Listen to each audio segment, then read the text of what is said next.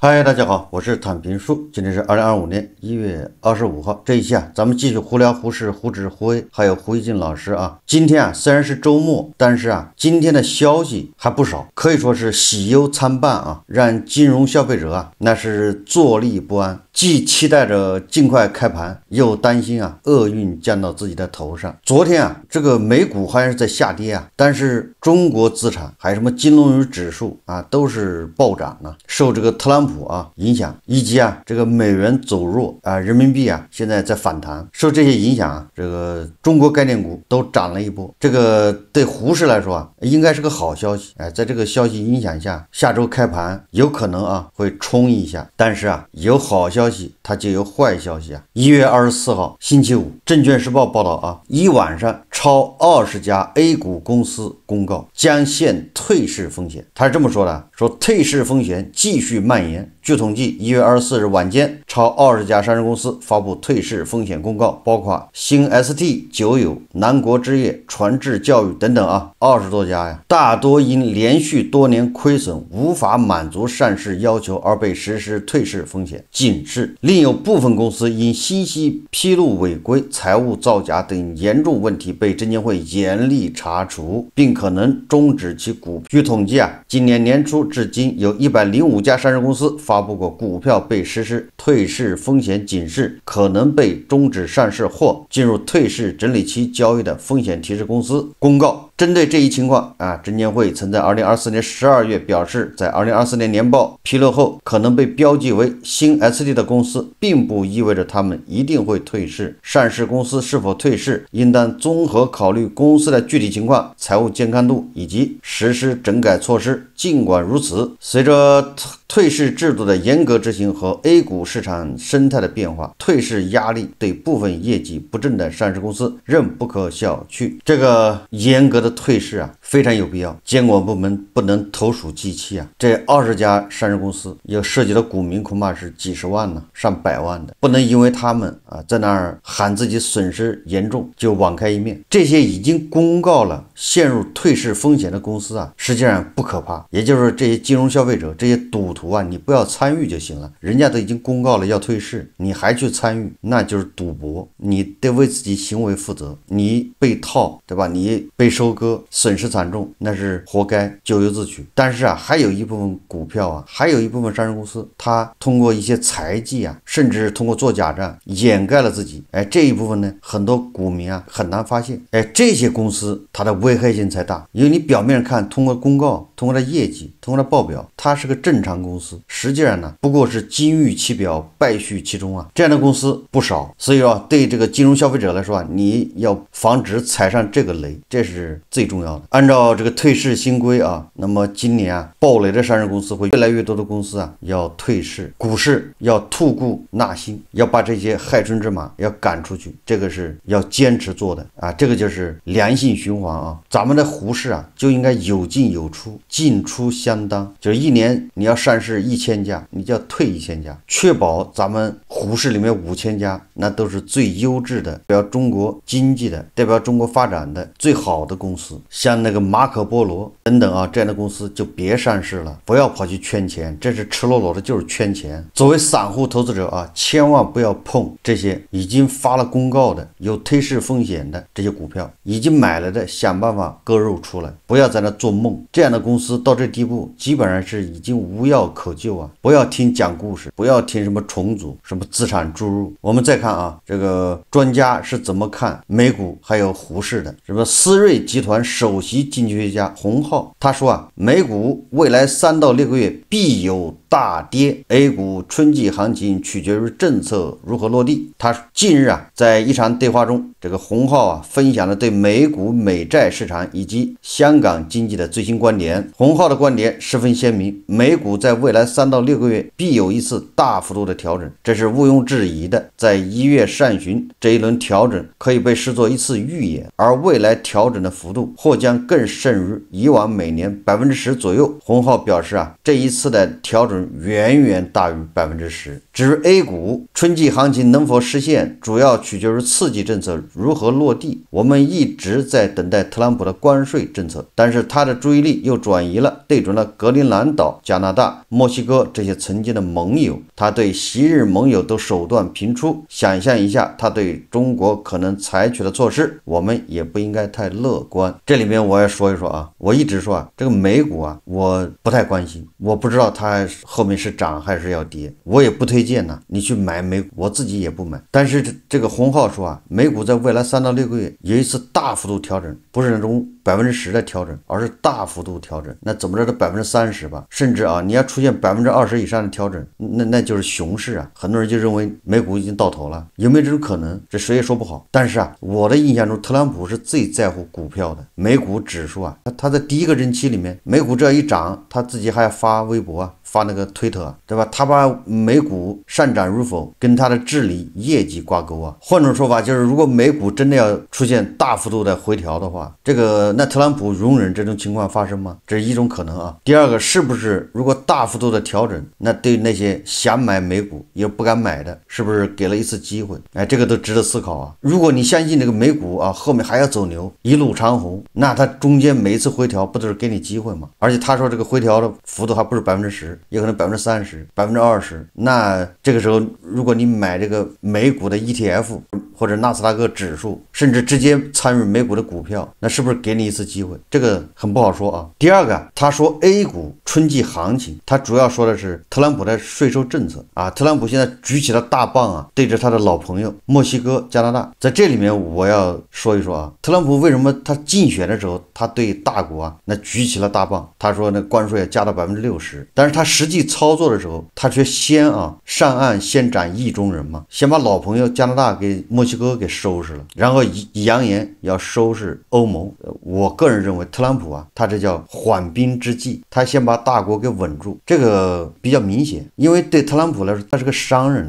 他知道美国是四面漏风就因为美国他什么东西他主要是全世界采购嘛，对吧？他自己不生产。对大国的商品来说可以说叫条条大路通罗马，就是条条大路通着美国。特朗普发现这个他第一个任期打关税战、贸易战加上拜登这个贸易战，他好像那么越打那大国的这个贸易顺差还越大，对吧？2024年是1万亿美元，你说这不是邪了门吗？那就说明美国存在跑贸滴漏。你把大国这个葫芦按下去了，却又起了别的瓢，加拿大、墨西哥突然跟美国的贸易上去了，欧盟也上去了。这个特朗普他就发现原来恐怕还是大国的商品七绕八绕的借道加拿大、墨西哥流入美国。所以在这种情况下，如果你再对大国加关税没有用，你只会让加拿大和墨西哥到美国的商品越来越多。特朗普他不是要打压你大国，特朗普他是要多赚钱，他要解决他那36万亿美金的那个债务，那个美债是吧？越累越高难以持续。所以你要想明白这个道理，你就发现特朗普他先冲加拿大、墨西哥下手，这完全是对的。下一个就是欧盟、日本、印尼、马来西亚、东盟这些国家，他一个都不会放过。他现在做的叫亡羊补牢，犹为未晚。他现在是做扎篱笆的事情，等他先把这些都篱笆扎好了，最后一棒子要朝大国来。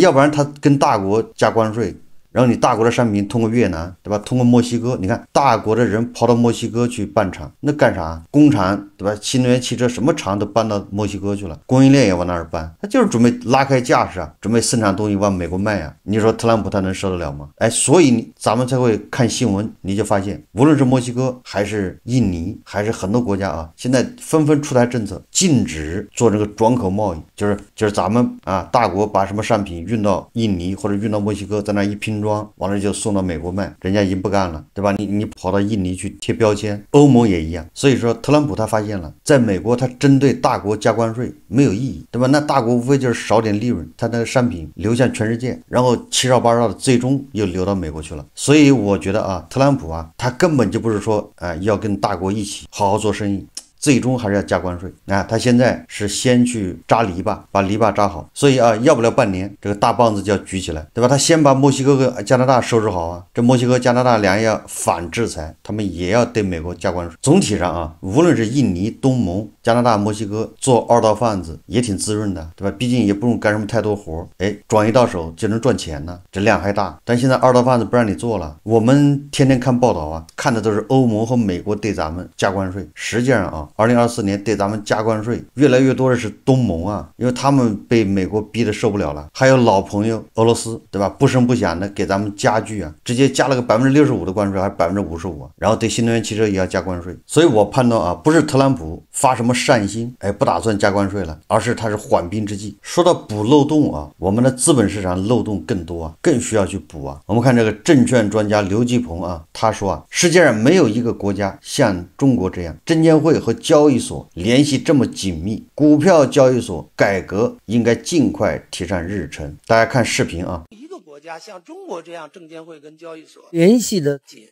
从资金到人员，一系列都是，以至于今天的注册制，大家还在反思，这注册制成功吗？就这种关系，一个老子和3个儿子有什么差别啊？而且我们说8个交易所，3个现货的，5个期货的，还有2家大的公司，一个是中证金，一个是中国证券投资者保护基金公司，这规模都很大。中证金的净资产2011年到注册资金70亿，现在1600亿了。证券投资基金当时也是大概投了2个证券，其中有一个是鞍山证券，而现在这个基金的资产起码有3000亿。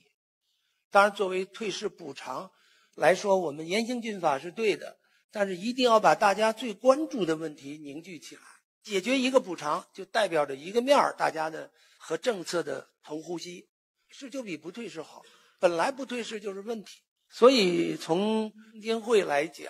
啊，我觉得应该更多的是做好监管和规划。但是现在的经历，今年初大概上了 IPO 搞了80家，这个确实压缩了。我们前证监会主席2022年那1年就搞了520家，所以你对比一下注册制之后，3个交易所争相在融资端低价竞争，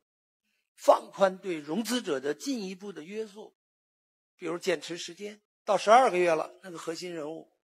还有就是不盈利，双重股权架构基本上都是偏向融资端。我也主张对中国的企业家精神主张起来，但是我希望在一个公平正义的情况下，我们的股民也是我们的中产阶级啊，能够共赢。所以我是主张这次借着我们20届3中全会里边有一条，就是中央的金融资本要统一监管。大家期待着这句话包含财政部下边再成立一个金融控股公司，这个公司的名字就叫中央交易所控股有限公司，把我们8个交易所的股权不要在证监会内部死循环了，拿到那儿去。首先在股权结构上分离，其次治理结构也要分离。既然明确这是不同的法人单位，就应该分开，这样证监会才能够真正把发行者的教育和融资者的教育，发行者的队伍就是从我们的上市公司为核心，以券商为龙头，律师、会计师、交易所通通监管起来。像今年初股市行情一来，那边宕机1个多小时，而且还有的不当，这些事情都应该避免啊。在香港也是，证监会跟交易所之间矛盾是比较大的，我不是说要让他们之间有矛盾，但起码不能是穿一条裤子的。监管如果不堵漏洞，漏的多，注入的少，这个也会给我们这2.2亿的投资人不好的感觉，大家就不会有长远。因此从这个做好规划，我觉得这是证监会的职责。社会主义市场经济3个交易所每年发多少到多少额度，总得纳入全国的金融工作会议。会融资总额每年35万亿左右，里边的直接融资多少？直接融资从哪儿来？大致有个数，就不至于像前一阶段放开注册制之后如此失衡了。你看证监会下面3个儿子，如果把期货交易所加上，那就是7、8个吧。你看证交所，还有一个北交所，这是现货，还有期货一大堆。就是交易所和证监会之间到底什么关系？大家有没有发现？我就老拿菜市场举例子啊，你说那个菜市场，它也有菜市场管理部门呢，然后呢，那菜市场和监管部门，比如说那个市监局，他们是什么关系啊？难道菜市场都是市监局的下属单位吗？那这个好像，如果说啊，你们家那个菜市场就是那个你们市监局下面的下属单位，或者是那个城管局下面的下属单位，你不觉得这很奇怪吗？资本市场它就类似这样的设计啊，或者你要说的是叫漏洞弊端非常多，对吧？这些东西你不能从根本上解决，你说这个胡适这怎么可能走牛呢？对吧？这中间都是巨大的利益啊，部门利益，连特朗普都在补漏洞啊，查缺补漏啊。我们再看条新闻啊，这个中国基金报报道啊，说4大基金巨头官宣降费，临近春节 QDII 基金迎来一波集中降费潮。近日，包括易方达、华夏、嘉实、工银瑞信、万家、长盛等基金公司相继公告，将旗下 QDII 基金管理费率及托管费率分别调整至 1.2%、0.2%。而在此之前，汇添富及招商基金已经率先调低 QDII 基金费率水平。据不完全统计啊，近期降费的 QDII 基金多达41只，其中还包括知名基金经理张坤所管的基金。这个张坤昨天咱们介绍了啊，他管理的基金亏了450多亿，但是他为他的易方达基金赚了管理费几十亿。就问你服不服吧？说未来将有更多的基金公司旗下 QDII 基金加入降费大军，降的还是不够啊！不仅基金啊在降费率，这个头部券商员工自愿降薪啊！今天在网上啊流传这个有一个头部券商这个一个降薪的一个文件截屏，这个根据截屏内容显示啊，这某头部券商他们把员工招到一起开会，开什么会呢？就是平等协商，自愿降薪，就是来协商一下你们啊自己自愿降薪，如果不降呢，那你就自愿离职，反正就是找你来协商是让你自己提降薪，如果你不愿意接受降薪，不自愿降薪的话，那你就自愿离职，这叫平等协商啊。作为券商啊，作为他们是金领呢，也有这一天呢。所以这个再一次告诉我们啊，不存在什么所谓的铁饭碗，只是还没有到时候啊。我们再看看这个胡锦老师这2天又为这个格陵兰岛操上了心啊。这个特朗普不说了吗？他要接管格陵兰岛。媒体啊还有很多人认为特朗普是不是胡说八道，满嘴跑火车，逞一时之快，口舌之快。但是胡锦老师说啊，不是的，说英国金融时报24日援引欧洲高级官员的话称啊，特朗普在与丹麦首相通话中言辞激烈，坚称自己决定接管格陵兰岛的决心是认真的。报道说啊，1月15日的时候，丹麦首相办公室曾发布消息，丹麦首相当天还未就职的特朗普进行了45分钟的通话，而白宫方面没有对这次通话发表评论啊。但丹麦首相叫弗雷德里克森表示格陵兰岛不会出售，同时指出美国对此有巨大的利益。特朗普在丹麦首相表示该岛不会出售后表现得咄咄逼人，具有对抗性，太可怕了。其中一人说啊，另一人补充道，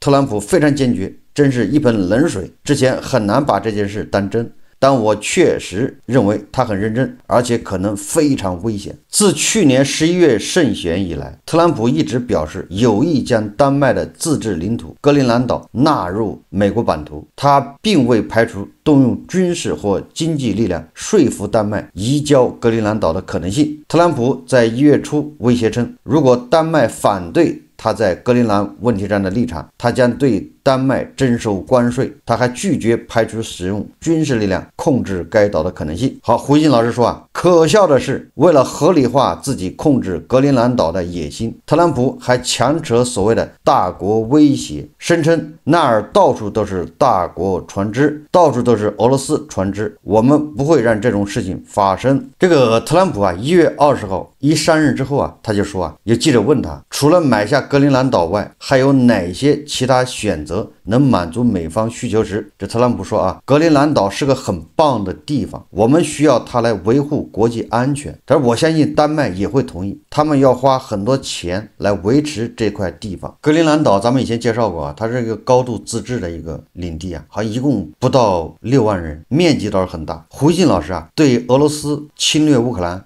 他为俄罗斯洗地，俄罗斯要占领乌东4个州，要占领克里米亚，然后搞所谓的公投，然后加入俄罗斯。对胡锡进老师来说啊，这都是天经地义，合情合理。但是对特朗普啊，说要购买格陵兰岛，这个不行。你看是不是表现出一种双标的精神？特朗普如果用武力手段夺取格陵兰岛，那他这就是强盗行为，跟普京没有任何区别。你不管以什么理由，对吧？你要靠暴力。虽然这格陵兰岛上好像就有美军基地，实际上某种程度上它现在就在美军手上，但是从外交上说，从主权上它又属于丹麦。如果他通过友好协商，我觉得这个第三方啊没有理由去干涉。如果丹麦或者欧盟他们愿意，或者呢格陵兰岛的人呢，他们都同意，那你说作为外人，你有什么理由呢去反对呢？但是如果特朗普用暴力手段派部队去接管，那他本质上和地保老人就是一丘之貉。实际上我看啊，那个格陵兰岛的那些人呢，他现在不还有总理吗？人家也是高度自治的一个地区啊，人家就要跟美国接洽，他们是积极要加入美国。我想这个换谁去格陵兰岛，恐怕也会这么选择，对吧？你是加入美国好，还是加入欧盟好？这个事情啊，我觉得啊，特朗普如果他协商，不管他用什么手段，只要非暴力手段呢，那只要丹麦同意，然后格陵兰岛的居民同意，他这个就没有什么毛病。你看胡锡进老师啊，对这种行为啊是嗤之以鼻，他欣赏俄爹暴力手段，对吧？你不给我，我就自己拿。当然这里面啊，我们说的同意啊，你还不能靠强权去压这个丹麦，威胁丹麦，对吧？如果丹麦人心甘情愿的让出这个地方，特朗普说啊，丹麦每年要花很多钱维护格陵兰岛的这个安全，得不偿失。因为那地方本来就是高度自治的一个地方，那就相当于丹麦人真的是从那儿你得不到什么好处，你每年还要维护它，还要给很多补贴，丹麦从中没有什么经济利益，对吧？上面有很多锂矿啊，那你要去开采，那还是当地人收益更多啊。就是特朗普他胸有成竹的这个地方，所以啊，我对这个事情的评价，我主要看一个，你特朗普有没有用暴力；第二个，丹麦是不是心甘情愿，格陵兰岛的居民是不是心甘情愿？特朗普说他花钱买啊，如果丹麦心甘情愿，格陵兰岛居民心甘情愿，那也